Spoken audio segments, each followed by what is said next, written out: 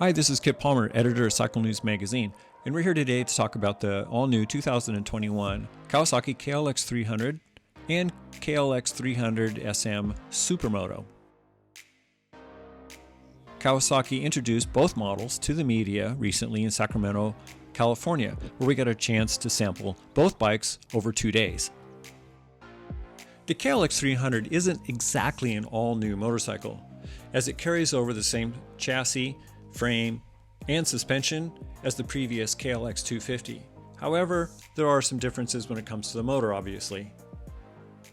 The KLX's fuel-injected liquid-cooled dual overhead cam motor also shares the same cam profiles as the KLX300R off-roader. It also features a 6-speed transmission and electric starting. And like before, the KLX300 is available in two different color combos. There's the traditional standard lime green and the fragment camo version.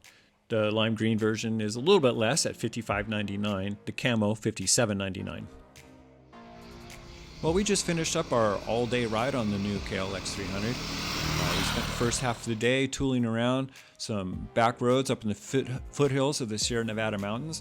We got to do a good mix of pavement and I would say two-track dirt roads. Nothing too technical, but a lot of fun nonetheless. I would say that the KLX300 is an improvement over the KLX250. It's not a huge difference, but what you will notice is a little stronger motor, mostly at the lower RPM range. On top end, it's not a huge difference between the KLX250 or the 300, but you will notice a bit more bottom end in torque. And what this means is makes the bike actually a little bit easier to ride than it already was. Having a little bit more bottom end, a little more torque, just makes the bike easier to ride at lower RPM, or like when you're on a technical trail or a real twisty trail where there's a lot of turns and you're rolling on the throttle a lot, maybe at lower RPM. So I would say that's a definite benefit over the 250. Otherwise, I still think the bike feels very similar to what it did last year, and that's a good thing because the KLX250 was a very good motorcycle. Probably what impresses me most about the 300 is its suspension, just like last year's. It's quite good for an inexpensive dual sport bike, a small bore bike like the KLX. It's fully adjustable. You have a lot of adjustments front and rear, but Kawasaki did a really good job finding that fine line between soft and firm.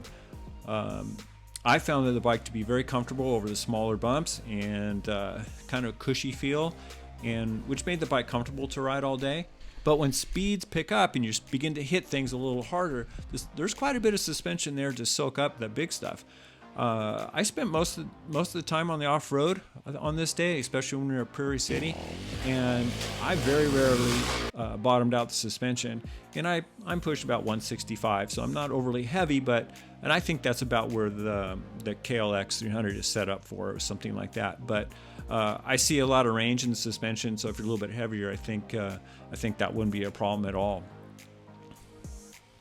The KLX300 is, not surprising, super easy to ride. There is no intimidation factor whatsoever. Some people might find it a little on the tall side, but I didn't. I thought it was just right. In fact, for me, it was probably a little bit on the small side, but I kind of like that because that lets me be able to throw the bike around a little bit easier. And if I have to put my foot down, hey, no problem at all. But overall, I think the seat height is right about in the middle of the road. And I think that's a good thing, and it will make the bike easy to ride for most people. So I do like the 6-speed transmission. The clutch is super light. All it takes is one finger on the clutch, and that's all you need. And it's very smooth and easy to use, because you will be using the clutch a little bit because you're not going to rely so much on pure power. So you will be feathering and working the clutch to get the motor to work as one with the trail. Of course, styling is a big thing. I do think the KLX is a good-looking motorcycle. I'm a little more of a traditionalist when it comes to Kawasaki, so I do like the Kawasaki lime green color, but the camo is pretty nice too. I'm not a huge camo fan, but I gotta admit, I think that Kawasaki did a good job dialing in the KLX with the camo color with the blacked out frame and the blacked out wheels, and it's just a really, really good looking motorcycle. Kind of looks a little more serious than this bike really is. Kawasaki nailed it on the head with the KLX300. I think it was a good decision to give it a little bit more engine capacity, and it really kind of puts it over to the next level between, say a full-on beginner's bike to a bike that I think even intermediate to even advanced riders will actually appreciate riding the KLX. So job well done with the KLX300. On to the Supermoto. The KLX300SM is based on the KLX Dual Sport. However, it's more than just a bike with 17-inch wheels, as Kawasaki actually did quite a bit of supermoto tuning to the SM. Some of the differences between the KLX300 Dual Sport and the Supermoto version is obviously the tires and the wheels, but it also has lower seat height by about a little over an inch. It has less ground clearance. However, springs are a little bit stiffer. The overall suspension is definitely stiffer on the Supermoto, and gearing is slightly different as well. It's geared a little bit taller than the Dual Sport via a slightly smaller rear sprocket. It has 37 tooth versus a 40 tooth on the KLX.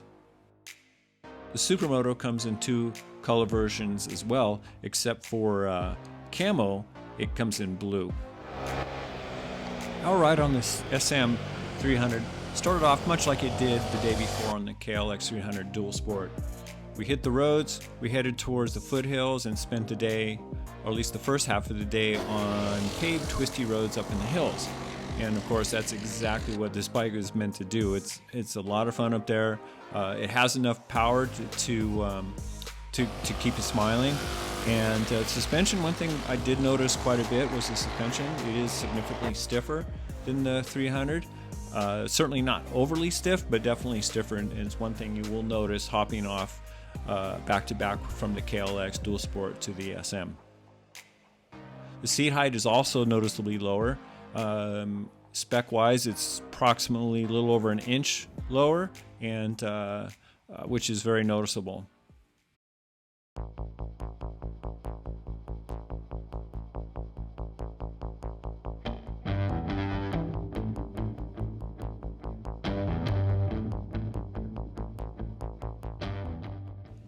But the real fun started when we got to the kart track in the afternoon. This is really where the SM shines when it comes to just pure fun and entertainment. The bike corners well, it handles well. There's enough power again to keep you smiling and feel like you're doing something. It's kind of fun to open up the throttle and really let it rev. Instead of just opening it up and then backing it off, opening it up, backing it off again, because it, like a 450 type power. Instead, you can just roll on the power and just hold it there, and it forces you to make turns correctly. One mistake and you're going to be starting all over again. And so it does. I think it definitely teaches you to be a better rider. But it's so much fun. It's something you can do all day. Is do laps and laps and laps. You don't get tired and you just have so much fun. But what really doubles up the fun is when you're on a track like this with multiple similar bikes. So when you have everybody on 300 cc's like we did on the KLX300SM, it's so much fun chasing other people with the same power on the bike, the same handling, and it just is so much fun. So to me, the biggest thing about the Supermoto is if you get one, you're going to have to talk one of your buddies into getting one as well, and just load up the things, keep them in original condition, and hit the track, and you will be having the best dices you'll ever have on a motorcycle with your buddies. So if you do get one, try to get one of your buddies to get one too, and just take them to the track, leave them how they are, and just do laps and laps.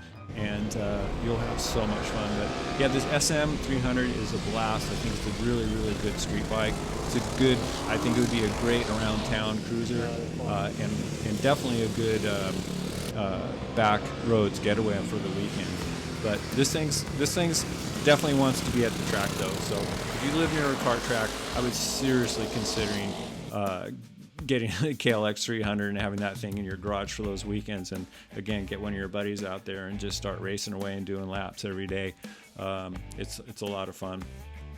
So anyway, do enjoy the KLX300SM, the Supermoto. A lot of fun. I think it's a really good street bike, and it's just good, cheap fun. It's not that expensive, and I would just leave it completely stock and just run it as it is. And you could ride it to the track, do some laps, ride it home, stop by the store, grab some groceries, and there you go.